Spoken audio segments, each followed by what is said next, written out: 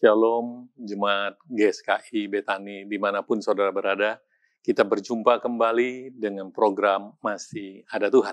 Saya memberi tema pada saat ini, Kenali Kasih Allah.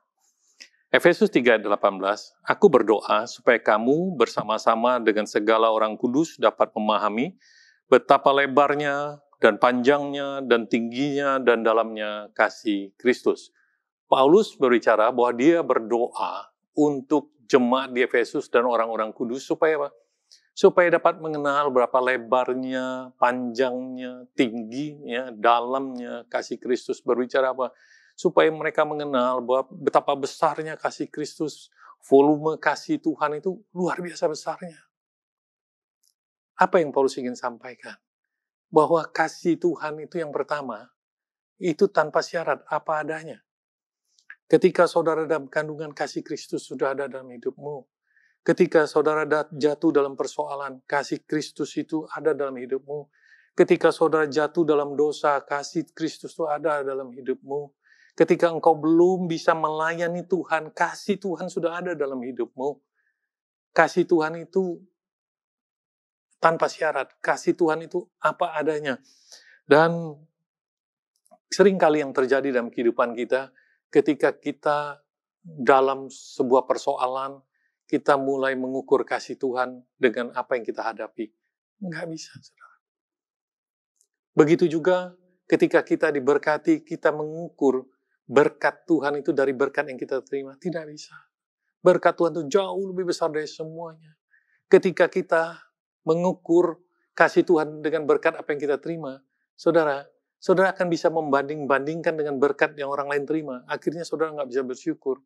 Kita nggak bisa menilai kasih Tuhan dengan berkat yang kita terima, ataupun mungkin kita menilai kasih Tuhan dengan persoalan-persoalan yang belum ada penyelesaian. Nggak bisa. Kita nggak bisa menilai kasih Tuhan itu dengan doa-doa yang belum terjawab. Saudara, kalau saudara adalah orang tua yang baik, ketika anak-anak saudara meminta sesuatu, tentu saudara akan memberikannya sesuai dengan manfaat dan kebutuhan anak itu. Tidak semua permintaannya saudara berikan. Bukan berarti saudara tidak mengasihi anak saudara. Demikian juga Tuhan. Tetapi ingat satu hal, bahwa Tuhan itu mati untuk kita waktu apa? Kita masih berdosa. Roma 5 ayat 8 mengatakan, akan tetapi Allah menunjukkan kasih-Nya kepada kita oleh karena Kristus telah mati untuk kita ketika kita masih berdosa. Tuhan mati untuk kita ketika kita masih berdosa. Kita tahu begitu besar kasih Tuhan. Tanpa syarat. Tuhan memilih kita. Tuhan memanggil kita. Tuhan mengasihi kita. Apa adanya. Itu poin yang pertama. Yang kedua, kasih Allah tidak pernah berakhir.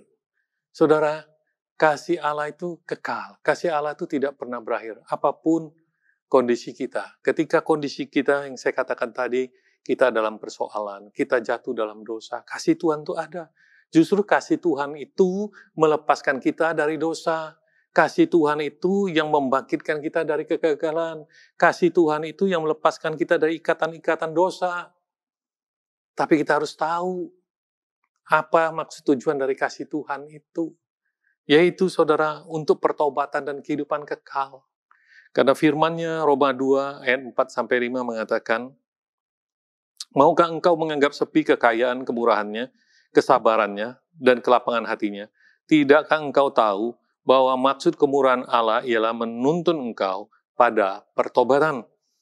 Tetapi oleh karena hatimu yang tidak mau bertobat, engkau menimbun murka atas dirimu sendiri pada hari waktu mana murka dan hukuman Allah yang adil akan dinyatakan.